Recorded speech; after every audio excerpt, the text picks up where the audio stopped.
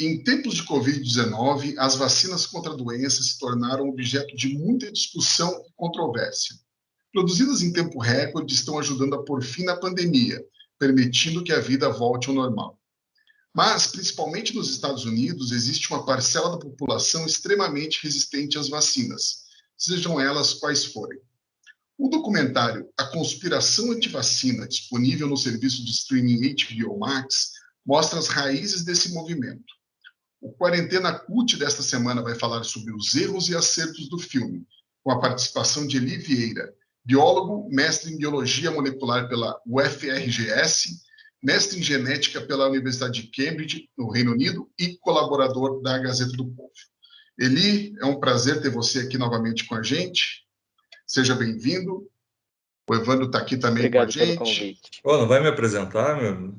Faz pouco tempo que eu estou aqui. É isso que eu ia falar. O Evandro também está aqui com a gente.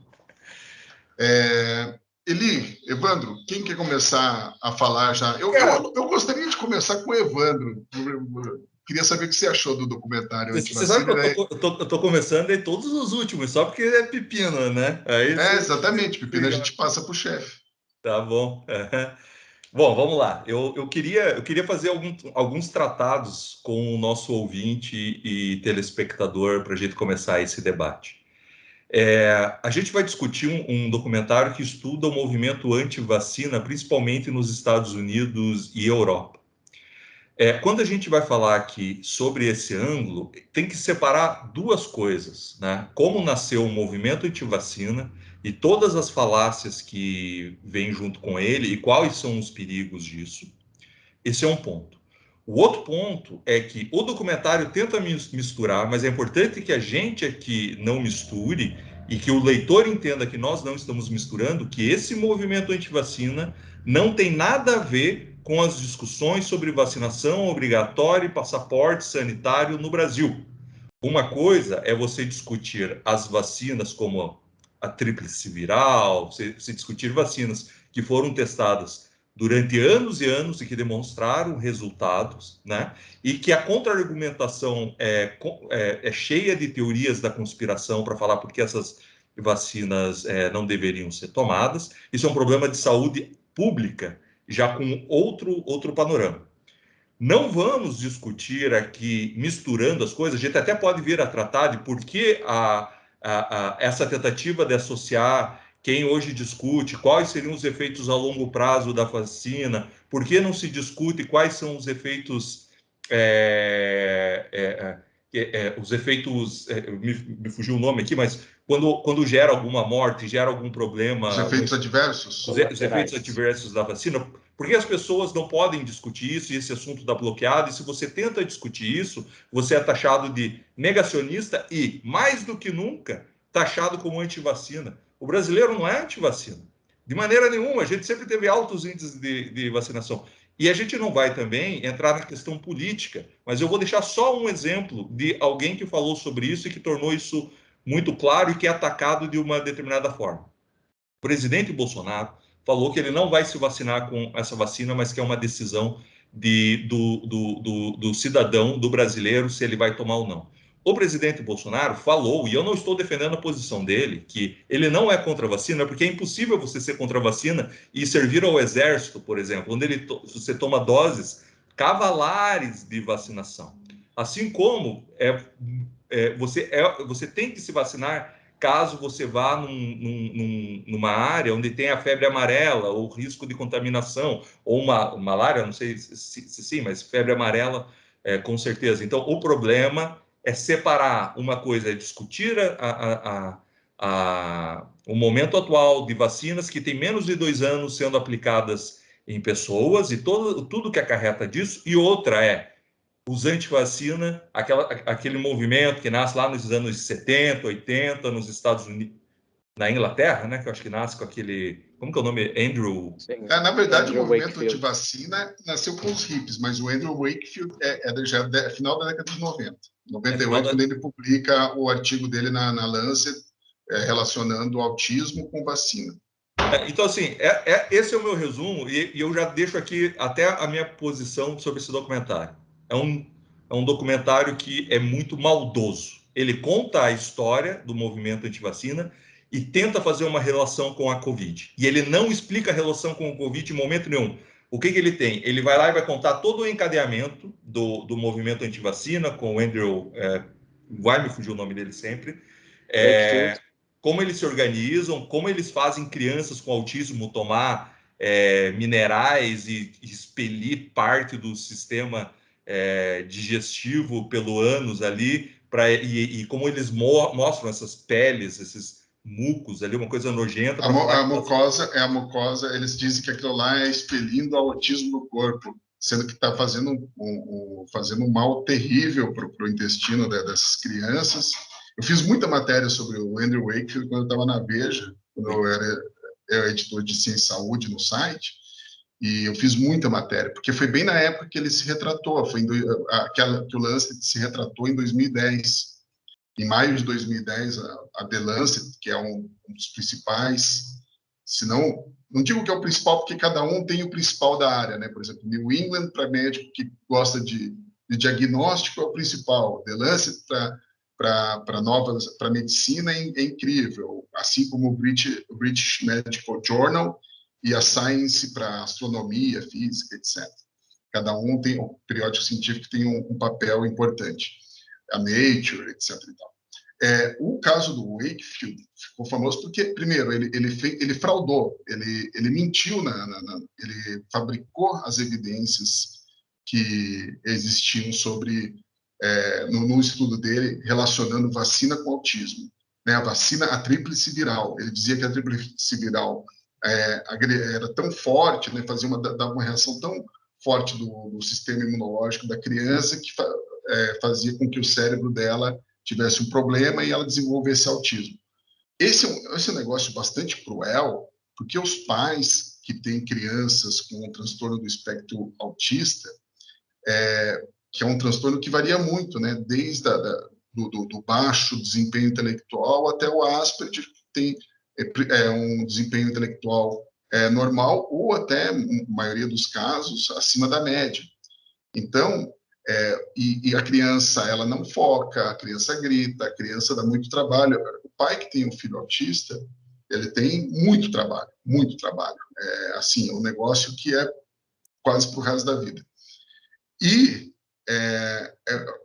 você não tem uma causa, né? Porque você não sabe se é genético, você não sabe se é ambiental, você não sabe se é infecciosa, enfim.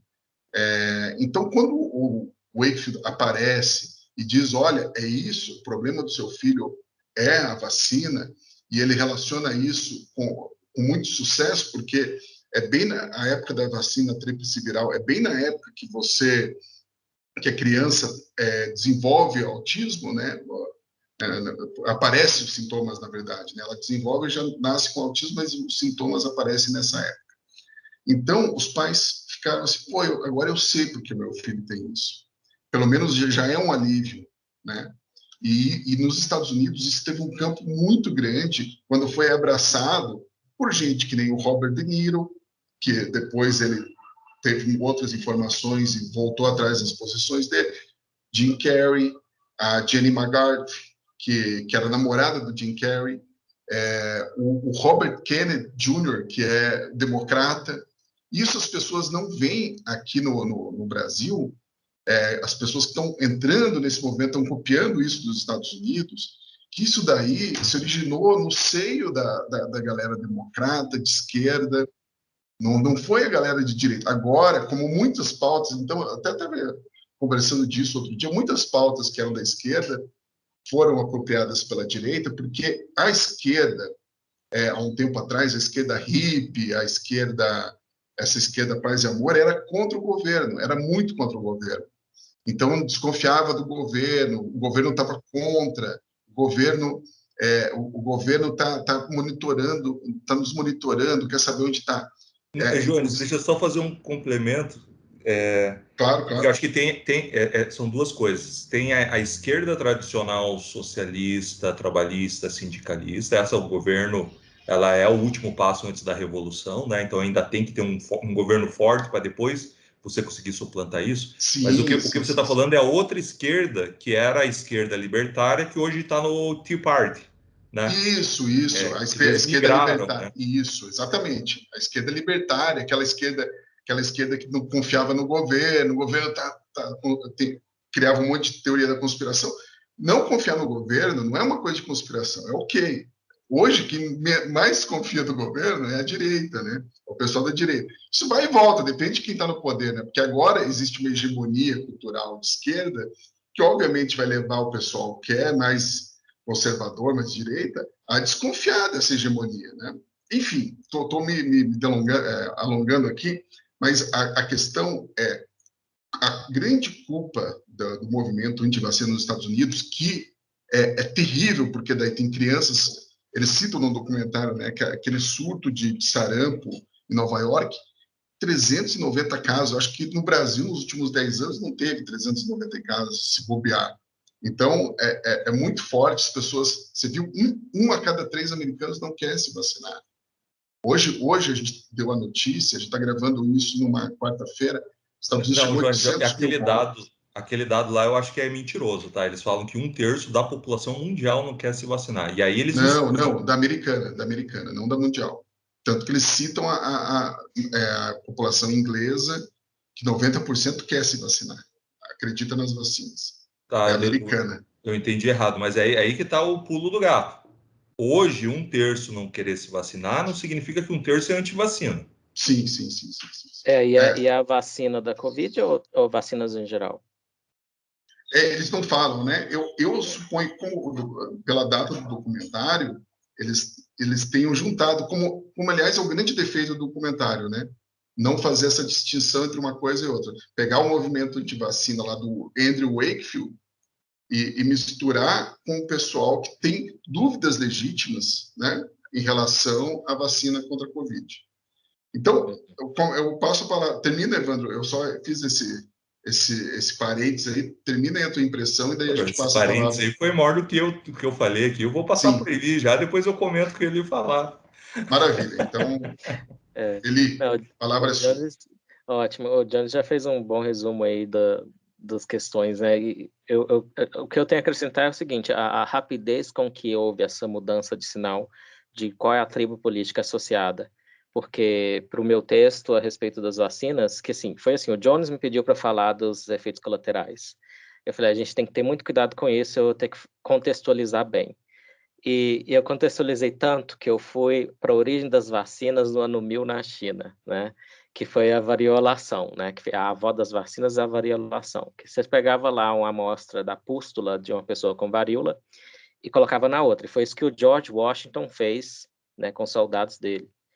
A taxa de mortalidade com a variolação era 12%. A taxa de mortalidade da varíola era 40%. Então, assim, era ruim? Mas era melhor que nada.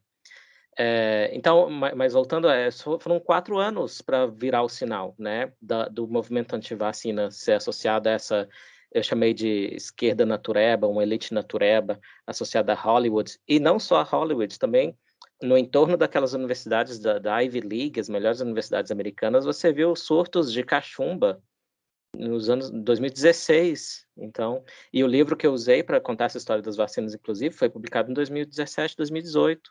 Então, foi uma coisa muito, muito rápida, é impressionante, né?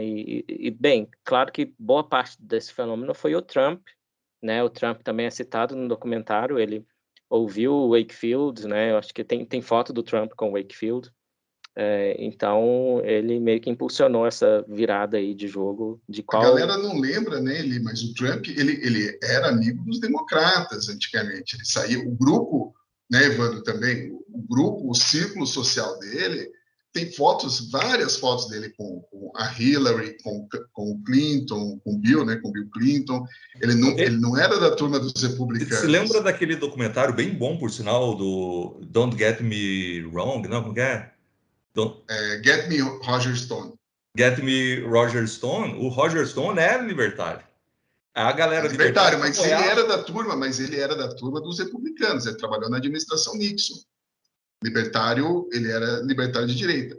Depois ele começa, ele tem lá uma visão, um cara com uma visão incrível, que o Trump pode ser presidente dos Estados Unidos. Lá na década de 80 ele já achava isso. Isso. né? Então, eu me confundi aqui, mas ele era dos libertários, tanto que existe uma grande discussão, houve uma grande discussão alguns anos atrás, se eles eram conservadores, né? Então, eles não se manifestavam sobre o conservadorismo, porque, no fim das contas, eles eram da linhagem libertária, né? Mas a turma que foi para o governo, os ideólogos, né, como o pessoal vai se chamar, que a turma que foi para o governo são libertários. É uma turma libertária. Tanto que o pessoal de esquerda, da década de 70, ia adorar o governo Trump. Ele não iniciou nenhuma guerra, ele não ficou bombardeando os países. Ele é um cara que deveria ser adorado pela esquerda.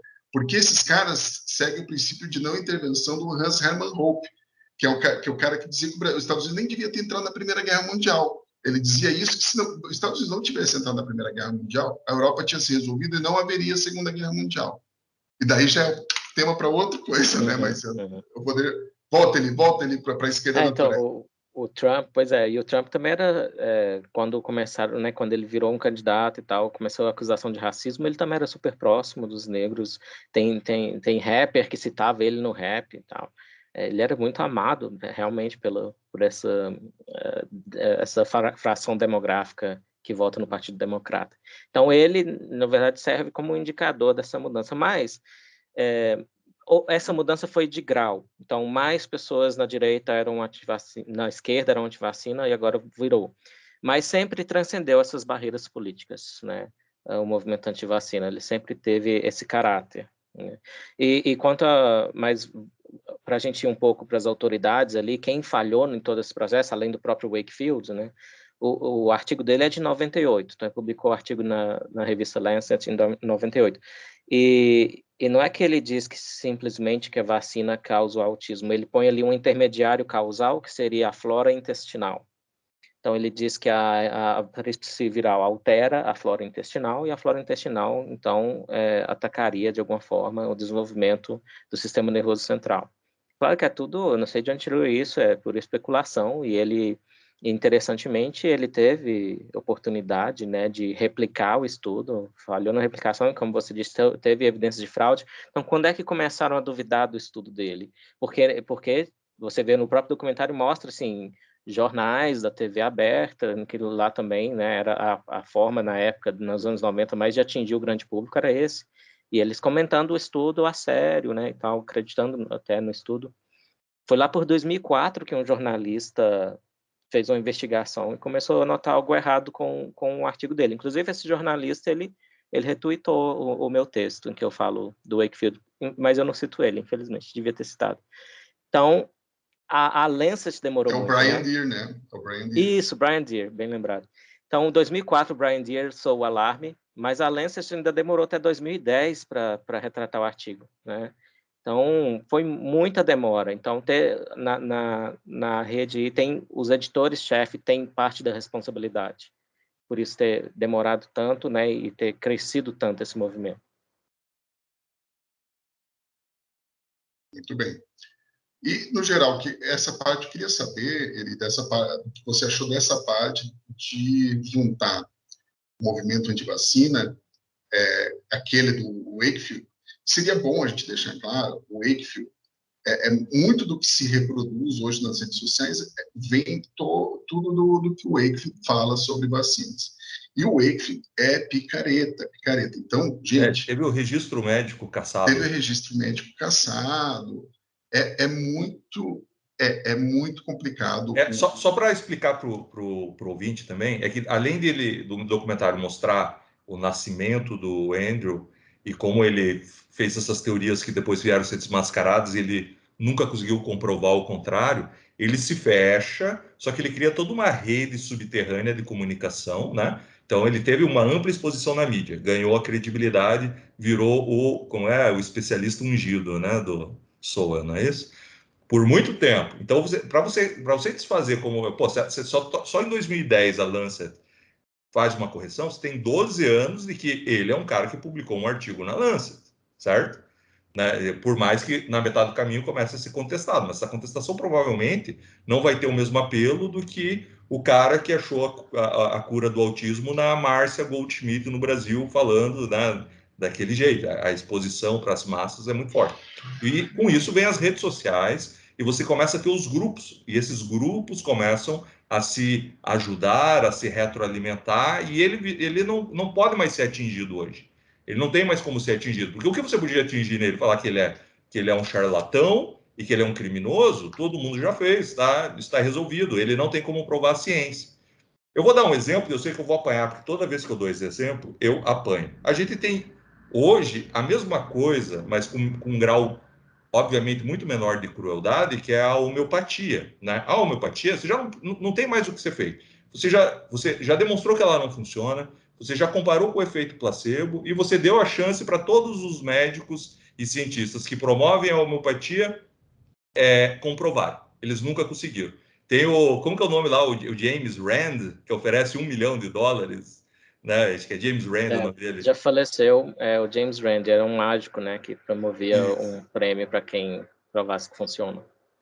Isso. E daí, no final da vida dele, ele tomava overdose de homeopatia. Ele ia nos eventos, aí ele pegava um monte de remédio de homeopatia e ficava tomando. Ele, vamos ver se eu morro hoje. É um fanfarrão. Mas assim, veja, não existe o que você diga, o que você comprove. No Brasil é uma especialidade médica reconhecida pelo CRM. Talvez o único país no mundo onde a homeopatia é uma especialidade médica, né? Você tem atendimento no SUS da homeopatia. É que o SUS ele abriu porta para tudo, né? Para o reiki, né? constelação familiar. Aí a gente só está arrumando. Cada vez que a gente falar alguma coisa, a gente vai arrumar uma religião contra. Nossa, constelação familiar. Constelação familiar tem 31 práticas integrativas adotadas em 2017, é o nome que eles dão, né? Práticas integrativas, não é tratamento sem evidências. E aí eu acho engraçado que os meus coleguinhas, comentadores de ciência, eles estão se focando em derrubar a constelação familiar, mas é porque ela ofende muito os brios identitários deles. Então, não sabia? Sim, olha é só. homofóbica. Vamos começar a falar bem de constelação. Sim.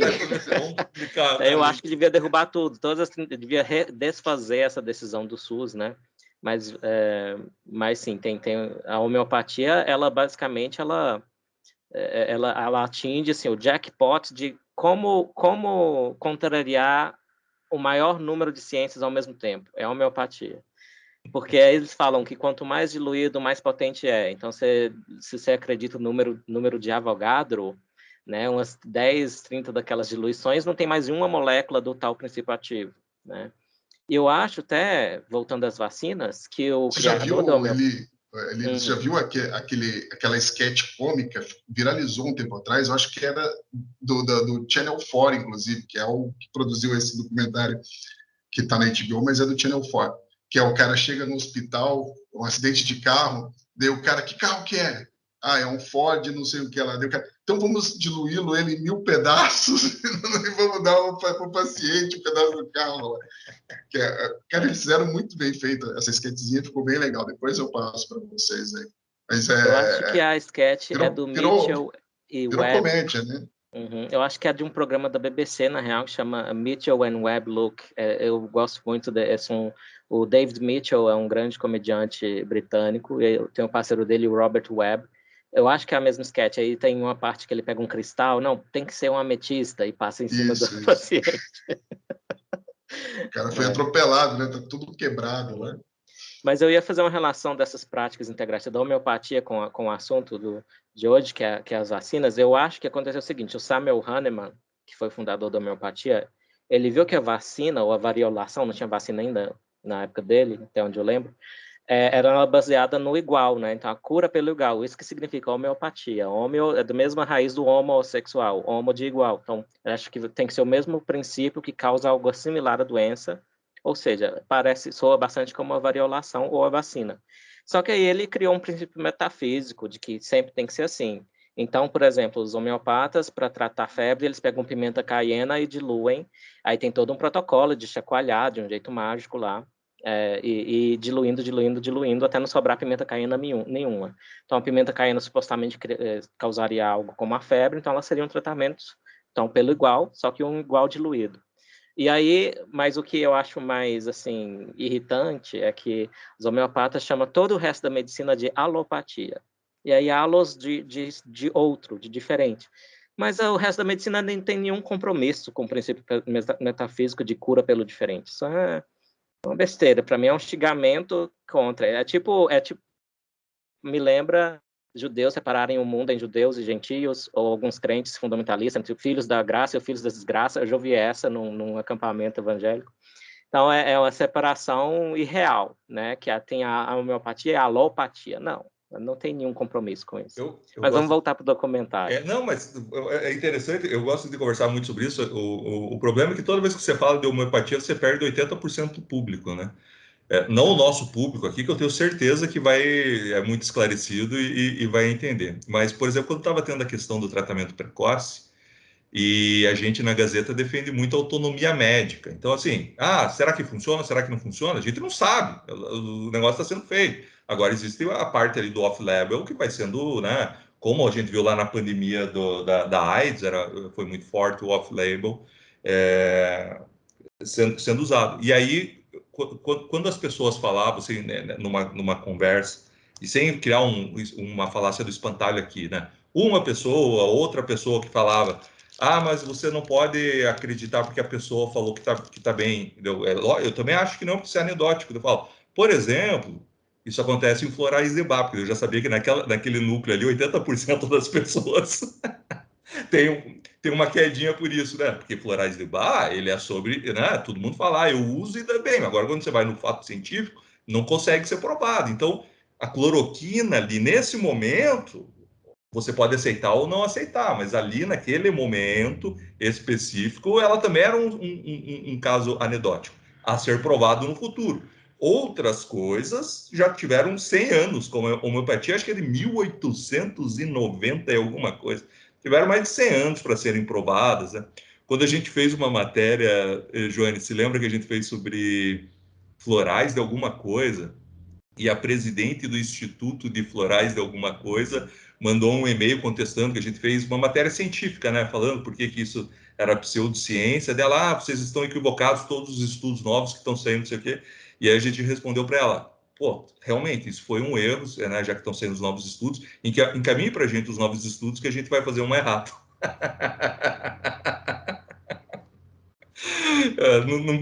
Não saiu a errata, né? Estamos até hoje esperando. Bem isso. Mas ele, desculpa, a gente acabou dando uma volta, mas tem muito disso no mundo subterrâneo, né? No mundo subterrâneo anti-vacina, voltando, não estamos falando de Covid. Vamos pensar em 2019 antes. Tratamento de autismo. Não dê vacina, porque senão isso dá autismo, né? Não vacine contra outras coisas, porque isso é a indústria. O argumento. Isso daí é a indústria querendo vender, né? Então, Big Pharma. E daí todo esse discurso no submundo ali, ele é em cima da evidência anedótica, é a mãe falando, né? Depois que eu vacinei, meu filho ficou assim, e agora que eu estou fazendo tal coisa, eu sinto melhoras. E a lógica é emocionante, né? Quando você vê as mães sendo enganadas, eu tenho uma empatia muito grande ali, porque você vê que ela, cara, é uma mãe desesperada, tentando, né, o melhor para o seu filho. Aquela, por exemplo, lá que o bebezinho morreu de asfixia. Sim. Você acha que para ela é fácil aceitar que ela tem culpa involuntária, mas tem culpa que aparece no documentário, só para o pessoal saber o que a gente está falando? Uma mãe, a filha, ela deu vacina, a filha morreu 36 horas depois. Só que a filha morreu, a autópsia mostra, morreu de asfixia porque dormiu com a mãe e ficou numa posição que asfixiou. Isso é muito mais comum do que a gente pensa. Então, para a mãe, você acha que é fácil ela aceitar que ela foi responsável involuntária da morte da filha? Ou ela ali deu obviamente, aquele estresse pós-traumático e ela, não, a culpa é da vacina, a vacina matou a minha filha. E coloca em cima disso que você começa a ganhar atenção, você vira o jogo, né? Você sai de uma tragédia familiar, que continua tendo a tragédia familiar, mas você começa a ser ouvido pelos outros. E você viu que uma outra mãe fala lá, né? Que o Andrew é o médico que te ouve, é o médico que não... porque normalmente, cara, não é, a gente costuma falar, né? Médico, professor, são os heróis e tal, mas claro que tem ali as maçãs podres no meio disso. Tem um médico que chega lá, ele olha para a tua cara e te dispensa numa consulta, nem faz a anamnese completa, do jeito que deveria fazer. Então, óbvio que tem pessoas que estão muito frustradas. E outra coisa que a gente precisa lembrar, os Estados Unidos tem um sistema de saúde incrível, que as pessoas têm os melhores hospitais do mundo. O pessoal gosta de falar muito mal do sistema de saúde americano, né? Mas se alguém vai tratar uma doença, vai para os Estados Unidos, né? Enfim, tem a quantidade de dinheiro suficiente, se é rico e tal, vai para os Estados Unidos. Mas existe mesmo nos Estados Unidos uma quantidade de pessoas que não têm acesso à saúde da forma que é no Brasil, que a gente também, a forma no Brasil, você chega lá, vai ter um exame daqui a 6 meses. Não é assim nos Estados Unidos, tem um exame na hora, só que depois você vai ter que pagar. Mas sabe que é assim no Canadá, né? O Canadá é assim, tem filas terríveis no Canadá. As pessoas não sabem, você tem filas terríveis para ser atendido nos hospitais do Canadá, tempo de espera para exame. Se o sistema é socializado, o Eli morou na Inglaterra, lá o NHS. É um bom sistema. O NHS também tem esses problemas. Mas também tem esses problemas. Então, não existe, a gente gosta de falar, não existe almoço grátis. Então, essas pessoas que ficam de fora desse sistema, no caso dos Estados Unidos, obviamente elas vão nutrir um ressentimento contra a medicina, o establishment da medicina, o establishment dos médicos. E agora, por exemplo, a gente está vendo cada vez mais esse establishment defendendo coisas que são indefensáveis, né? Por exemplo, a questão de terapia hormonal para adolescente que acha que é trans, todo esse tipo de coisa. Tem médicos que estão ganhando dinheiro com isso, né? Seria legal, porque nesse documentário eles mostram que esse pessoal que é antivacina ganha muito dinheiro com isso, vendendo suplementos vitamínicos, colocam lá um negocinho de água e vendem. Até aquele idiota lá que foi preso, que vendia alvejante para as mães darem para os filhos. Água sanitária, ele chama de solução mineral milagrosa. Para dar via oral ou via retal para os filhos. Que coisa absurda. E só um pai desesperado. Eles aproveitam do desespero dos pais para vender esse tipo de coisa. Só que seria legal. É uma indústria que no Brasil já foi muito forte, hoje não está mais tanto. É que a desregulamentação dos Estados Unidos é maior. Então, isso daí a gente está falando só para aquela indústria criminosa para sacanear a mãe do autista, né? Mas, cara, se você for numa farmácia lá, numa drugstore deles, você sai com chá para curar calvície, você sai com tudo que você imaginar, tem lá sem comprovação científica. Então, que ganha dinheiro com isso é uma indústria tão forte quanto a indústria da farmácia, da alopatia, né? Mas tem muito médico que ganha dinheiro, por exemplo, a indústria da cirurgia plástica. Pô, se a mulher chega mulher chega lá para falar com o médico que é cirurgião plástico, ela vai ser com 3 cirurgias a mais do que ela queria. Ela vai lá para aumentar os seios, daí o cara fala, pô, mas esse teu nariz aí, hein? E por que a gente não retira? Aí ela sai igual o Exterminador do Futuro. Não, o Vingador do Futuro. E sem contar, poderiam mostrar também um documentário que isso nunca vai sair na HBO ou no Channel 4, ou seja lá onde for. Os médicos estão ganhando dinheiro com terapia hormonal para adolescente, né? Com cirurgia para adolescente. Né? Vamos retirar seus seios. Boa, né? Bem lembrado. Bem lembrado. Aqui a gente está falando de disforia de gênero, né? Até para deixar bem claro, né? Porque senão fica meio cifrado para as pessoas. Assim, você tem lá uma criança que apresenta disforia de gênero. Você tem uma indústria fortíssima nos Estados Unidos que começa a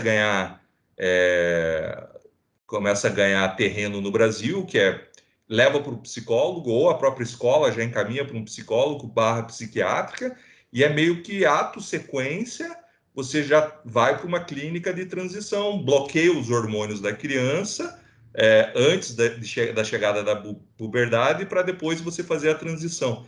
Ou seja, isso que a gente está usando palavras polidas aqui, né? Mas qual é a ciência por trás disso?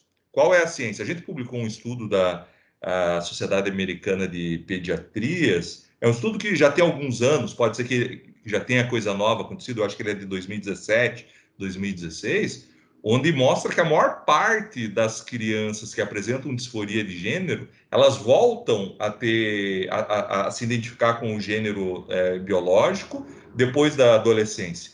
E que quem sofre de disforia de gênero, independente ou não da transição, continua tendo os índices elevados de suicídio.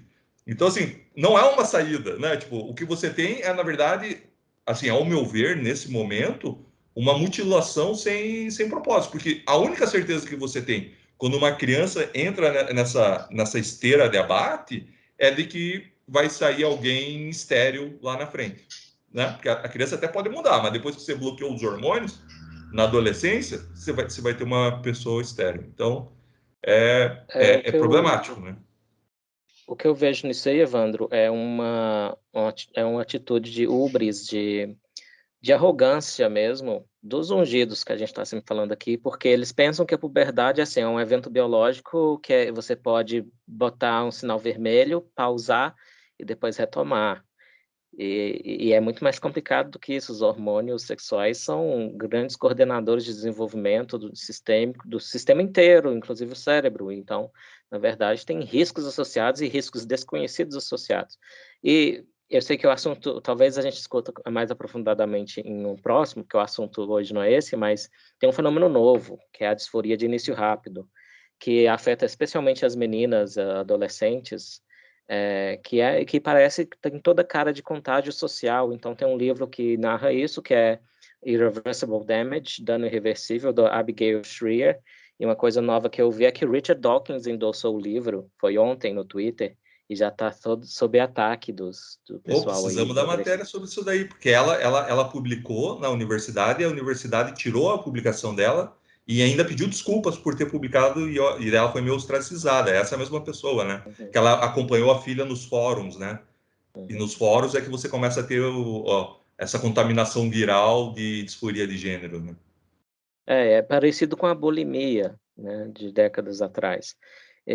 Mas pegando um gancho para retomar o nosso assunto, eu vejo a mesma arrogância e o Sowell fala muito isso, porque os nossos coleguinhas ungidos, vamos chamar de progressistas, eles nunca presumem que têm conhecimento insuficiente. O conhecimento é sempre suficiente. Então, também presumem que tem conhecimento suficiente de que as vacinas são 100% seguras. Quando a gente viu, né, eu escrevi sobre isso também, o risco de miocardite, tá, o da Covid é maior.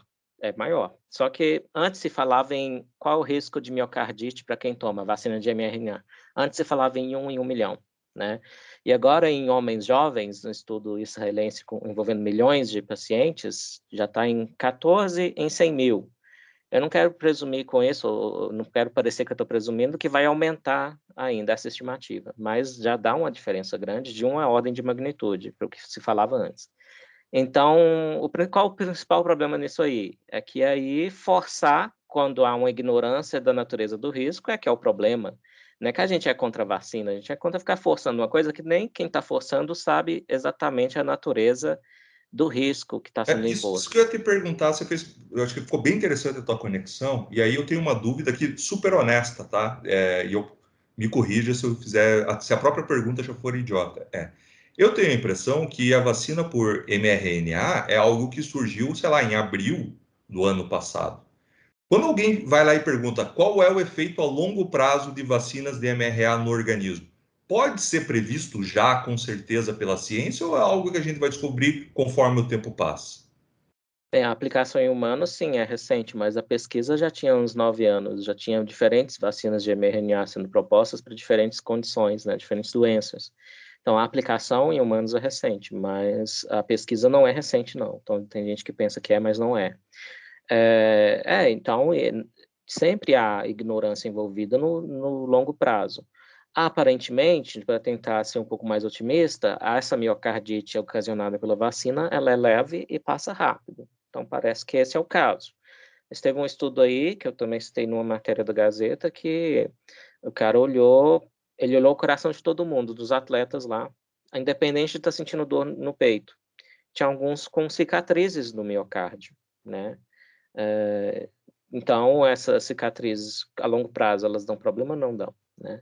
É uma coisa a ser investigada. Mas eu volto a repetir, a Covid ela representa um risco maior ao coração do que as vacinas, sim, geral. Mas perfeito. Aí você coloca esse dado, né? É um dado público e a população pode decidir qual é o risco maior que você quer correr, né? Assim, para mim,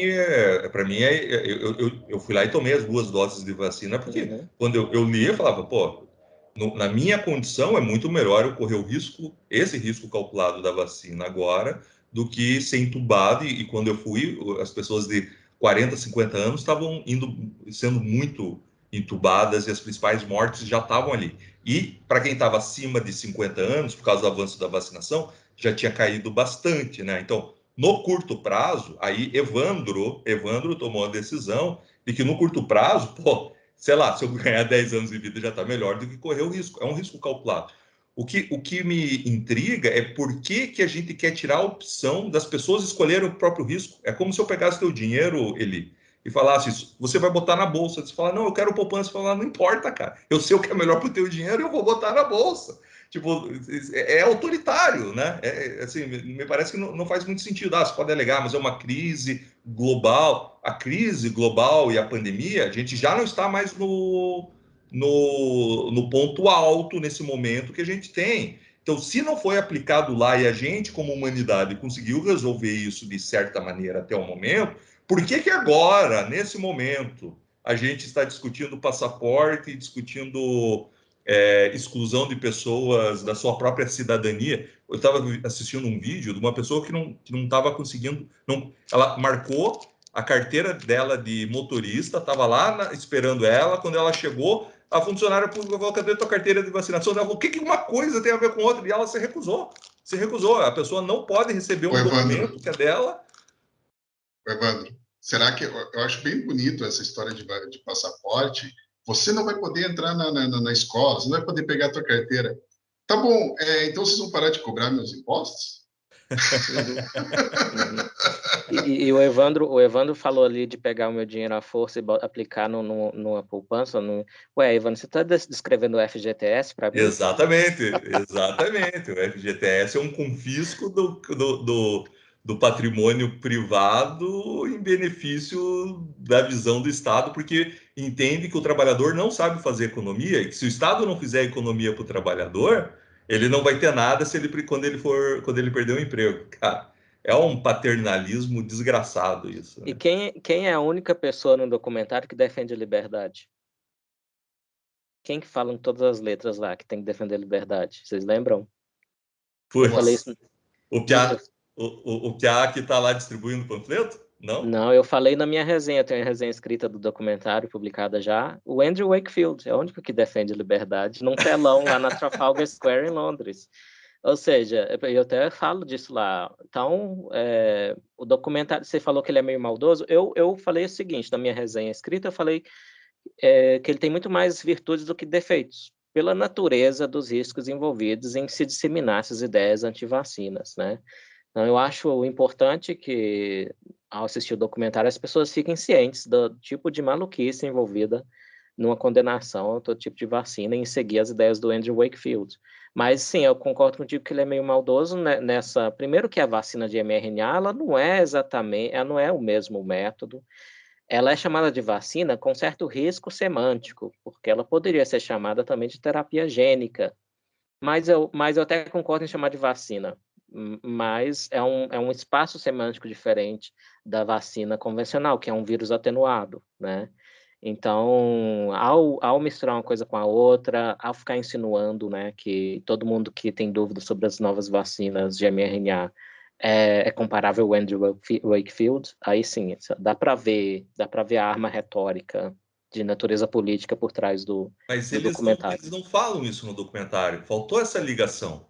Porque eles poderiam falar, então, esse discurso anti-vacina Covid durante uma pandemia vem daqui por causa disso, né? Agora, qual é a argumentação? Eles não colocaram nenhuma argumentação de quem contesta a vacina da Covid. Nenhuma. Que não é a mesma argumentação da tríplice viral. Não pode ser, né? Uhum.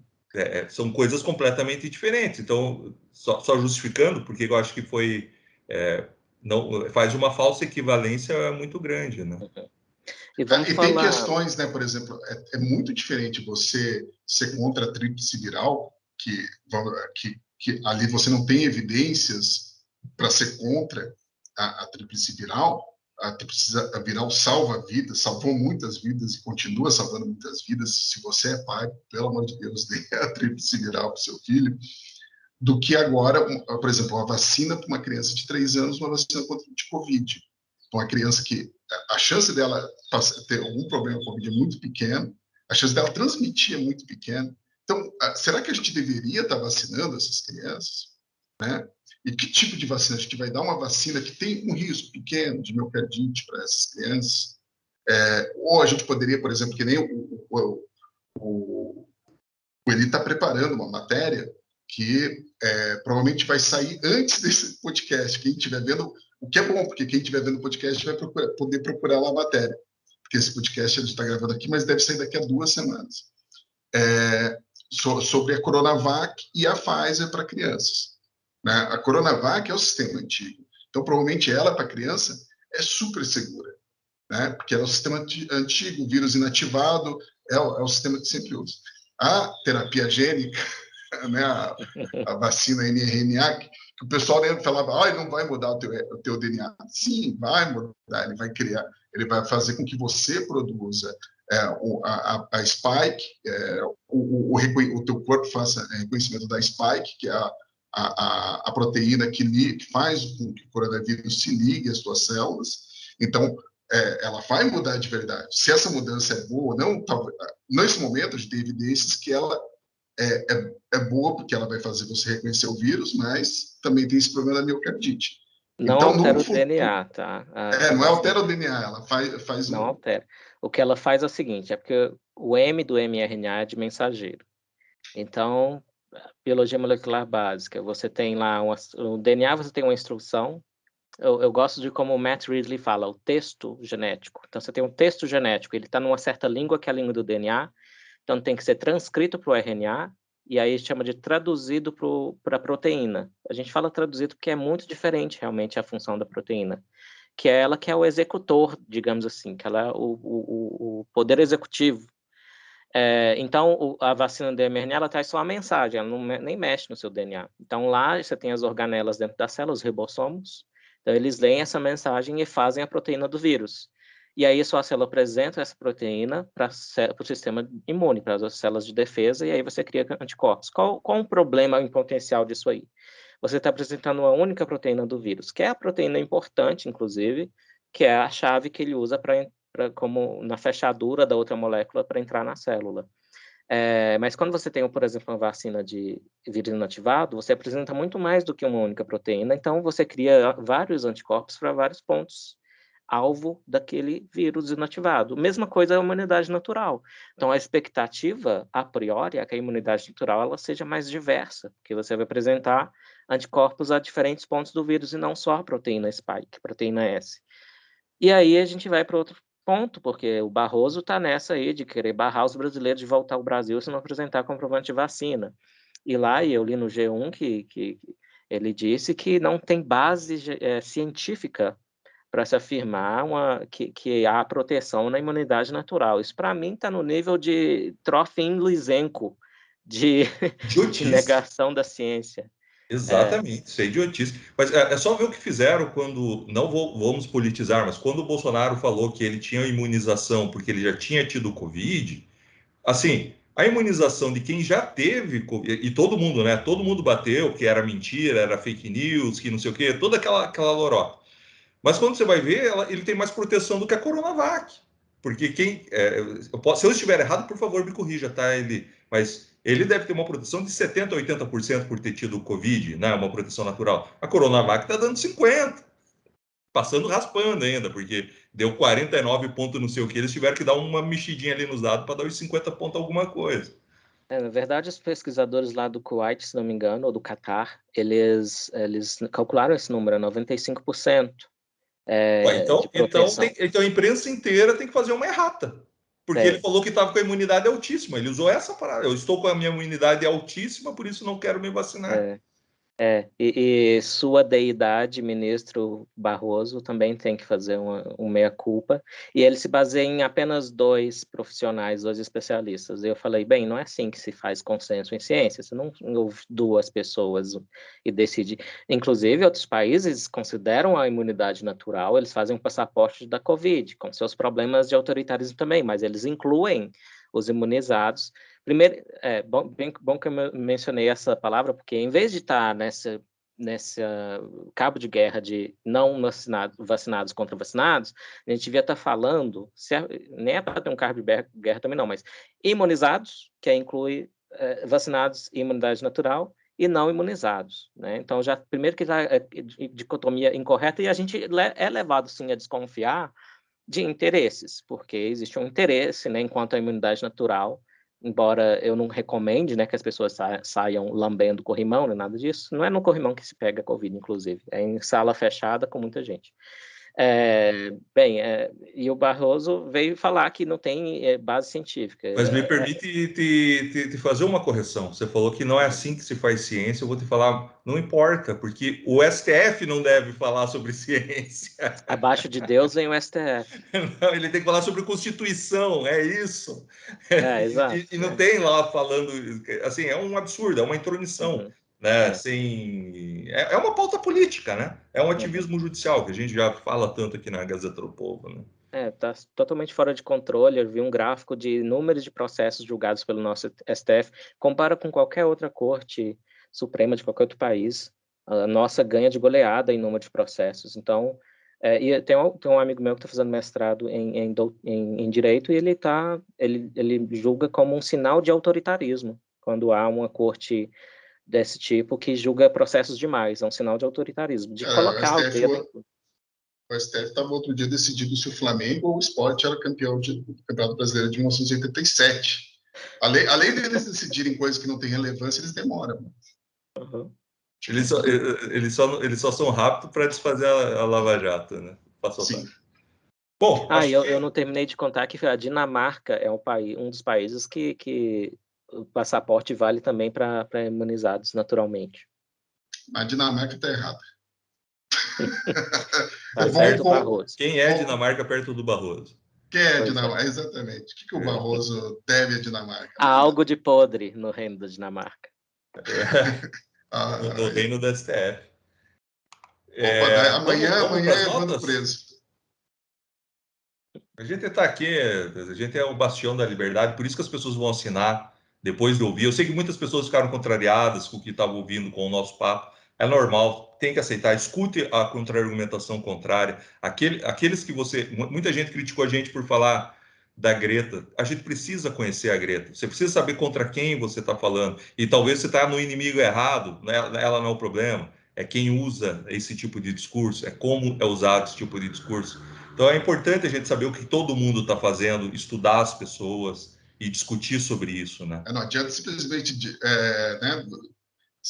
desprezar e não ir atrás desse tipo de informação, e daí quando você precisa defender alguma coisa, você não sabe a argumentação para defender aquilo. Exatamente, e às vezes você se põe numa situação que você não gostaria de se colocar, então eu volto para isso, quando falo a antivacina, e às vezes parte do nosso público pode falar, não, eu sou contra a vacina, tem que separar, calma aí, do que você está falando? Você está falando, né, disso ou disso? Porque, veja, se você é muito genérico, você vai ficar parecendo isso também. Então, né, vamos falar aqui do que é. Não, isso daqui, eu tenho... Não há tempo suficiente para não sei o que, existe o risco calculado que eu gostaria de correr, blá, blá, blá. Tem vários, o tribunal o Nuremberg protege as pessoas contra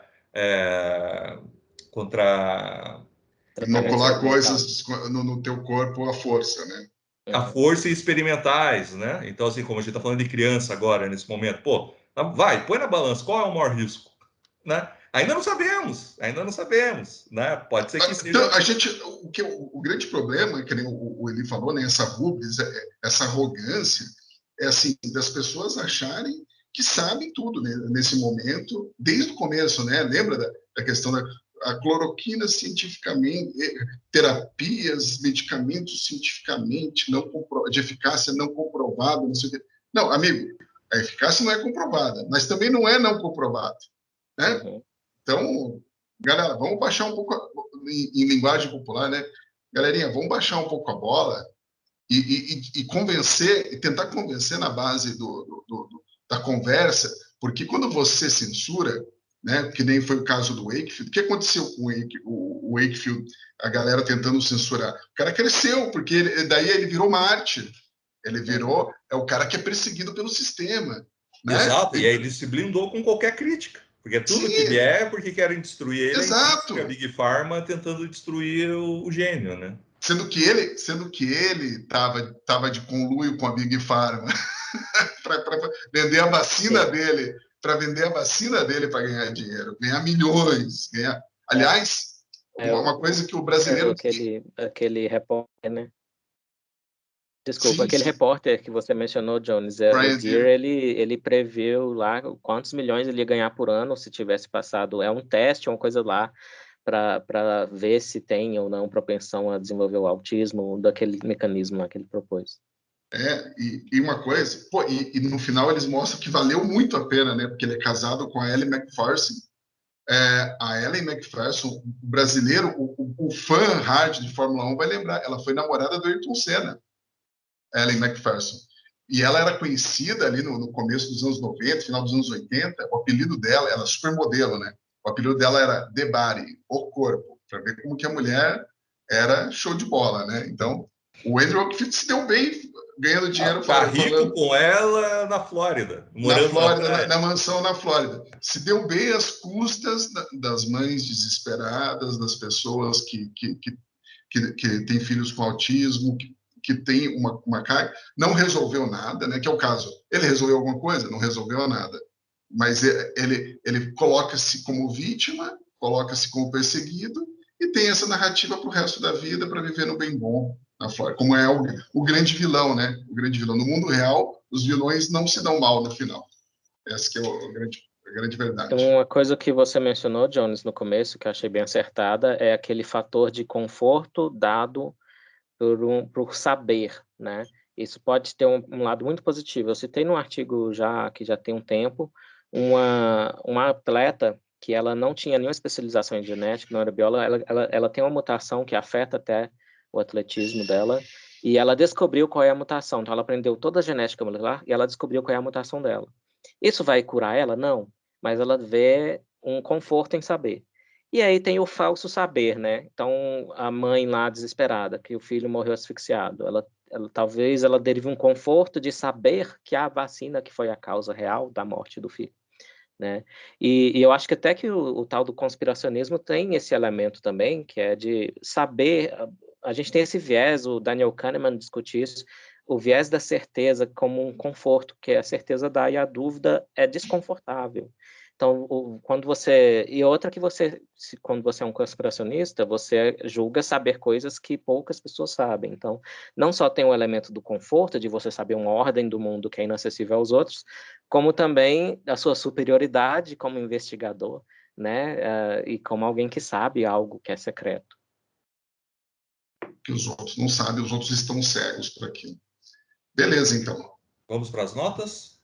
Notas. Vamos Então lá. tá, vou começar dando minha nota aqui, eu vou dar um 4, mesmo que eu dei ontem não, desculpe, no episódio passado do programa do Fault, que eu acho que é a mesma coisa. Existem coisas que você aprende, né? Então eu tive mais informações sobre o nascimento do movimento, de parte do movimento anti-vacina, ele não chega lá atrás, né, na Revolução Cultural, lá com os bicho grilo, né?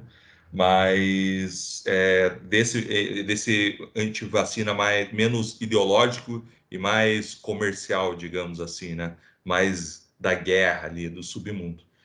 Mas ainda assim, eu acho que por ser lançado no tempo em que está sendo lançado, tenta fazer uma falsa equivalência com um debate que é por que não se pode debater a vacina. Você pode debater as vacinas. Veja, o problema dos antivacinas não é debater as vacinas, eles deveriam poder debater a vacina, né? Ok, só que podem estar equivocados. Nesse momento, não se pode debater as vacinas num país que, teoricamente, tem liberdade de expressão garantida, né? Então, eu acho que é isso que está por trás, e isso me incomoda muito. Então, por isso eu vou dar um 4. A minha nota vai ser... Eu acho que eu sou mais bonzinho que o Evandro, eu dei 6 para o Fauci, mas é porque, como eu disse, o Fauci pergunta no final se os historiadores vão decidir que ele é um cara legal. Eu falo que sim, mas que ser um cara legal é fácil. E ver um cara legal, bem trabalhador, eu acho que é positivo, então por isso eu dei um 6. Então eu acho que eu sou obrigado a dar um pouco mais para esse, até porque a minha resenha foi mais positiva do que negativa. Eu nem falei, eu falei, o meu título é algo como as grandes virtudes e os pequenos defeitos do documentário. Então, a minha nota é 7, por duas razões. Porque eu acho que realmente é bom as pessoas se inocularem contra o movimento anti-vacina clássico do Wakefield. Eu acho importante as pessoas se inoculem, se vacinem contra ele. E o segundo motivo é que é importante defender a liberdade de questionar a nova vacina de mRNA, especialmente todo o autoritarismo, né, dos passaportes e tal, e formas de forçar as pessoas a tomar.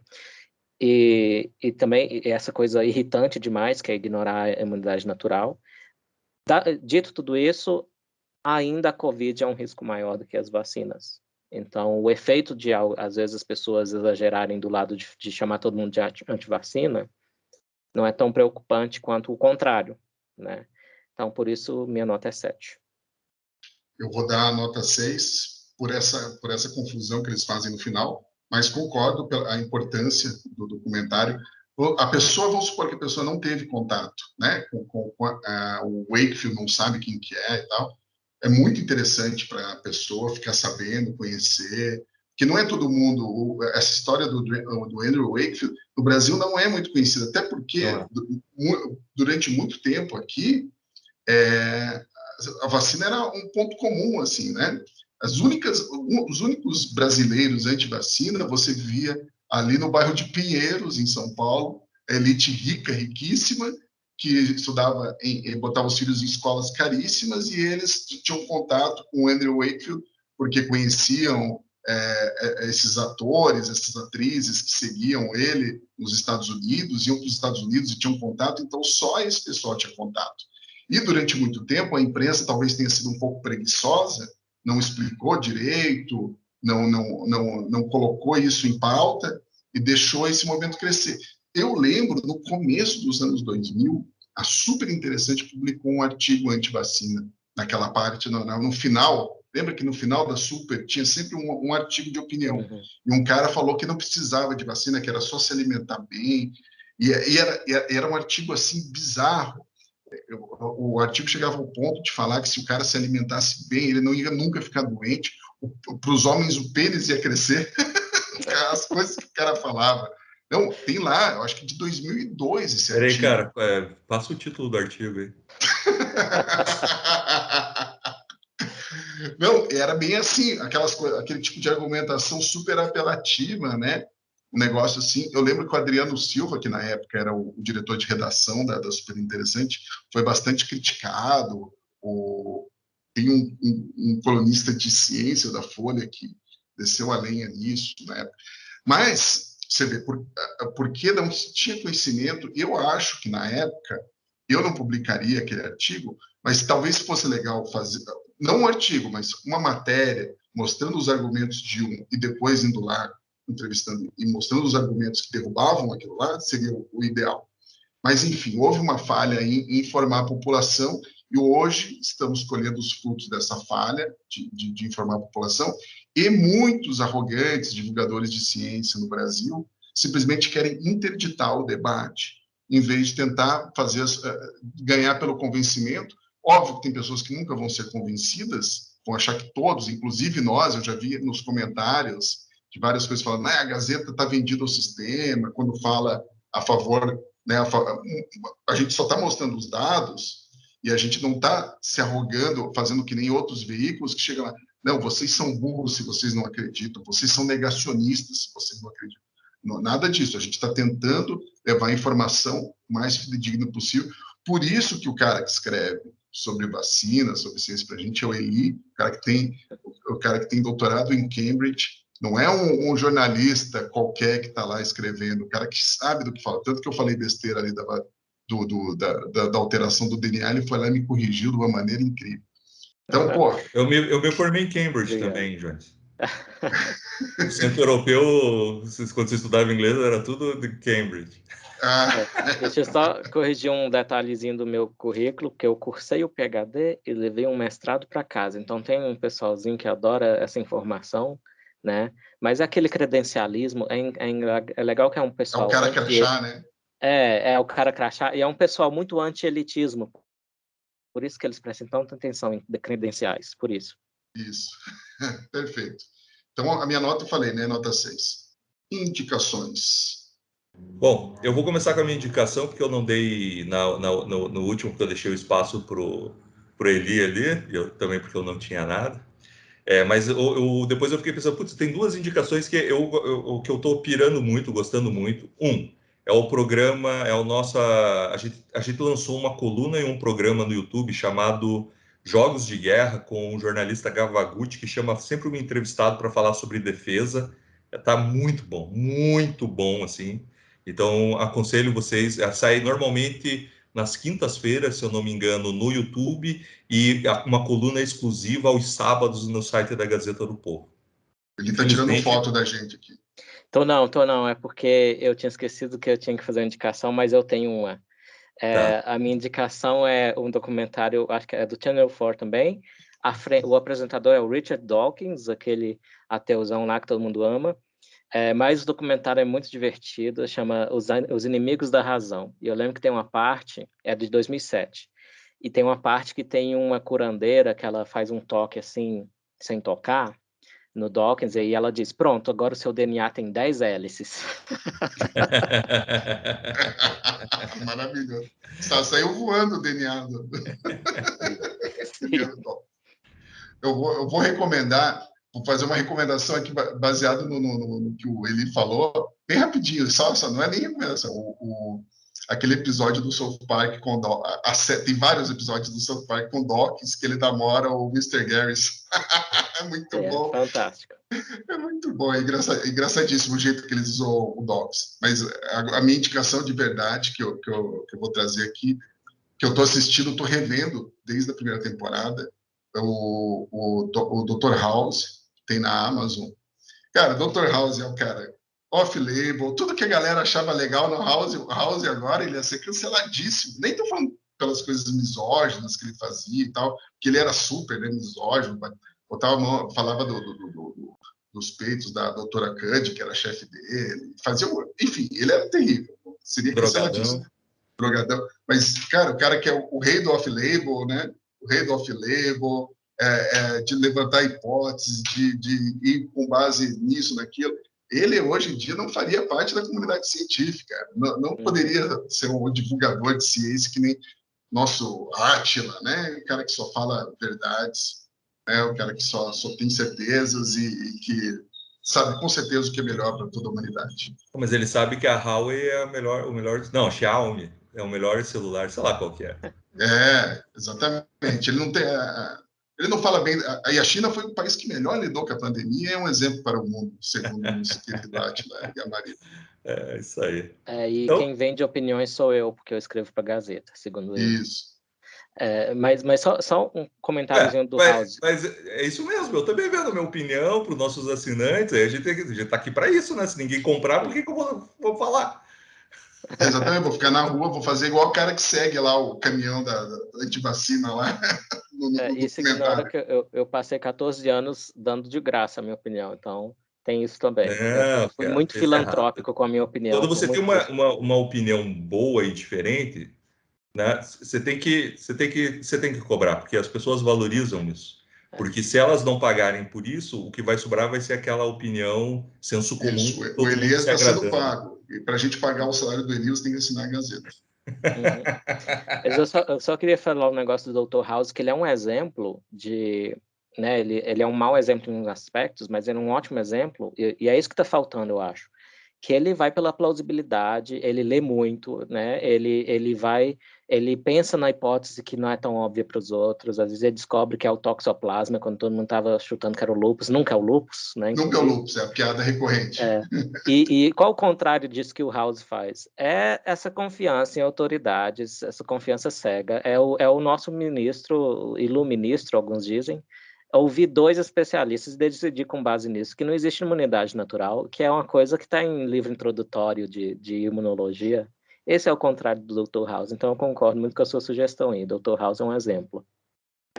Boa. Então é isso, né, gente? Eli, obrigado pela participação, por não deixar a gente falar muita besteira aqui, por nos guiar. E lembrando que você escreve para a Gazeta, então, para quem está nos assistindo, como é uma audiência do YouTube, pode ter gente que nem não assina, não costuma acessar a Gazeta, procure lá, tem uma página com quase todos os artigos do Eli, porque eu ainda não atualizei os antigos. O Eli me cobrando, tem que colocar lá os antigos, mas tem uma página lá, Eli Vieira, tal, você pode pegar os artigos, se informar melhor sobre a vacina. Tem um texto sobre esse documentário Conspiração Antivacina que a gente está comentando aqui, vai ter o link. E obrigado, Evandro, também pela participação, por fazer grandes perguntas aí, e até o próximo... Só venho para brilhar, né, Jones? Isso aí. E o craque, né? Craque Neto. E até o próximo Quarentena CUT. Obrigado a quem nos assistiu. E até o ano que vem. Até o ano que vem. Boas festas para todos. Isso aí. Valeu. Boas festas, Feliz Natal, Feliz Ano Novo. Tchau, tchau.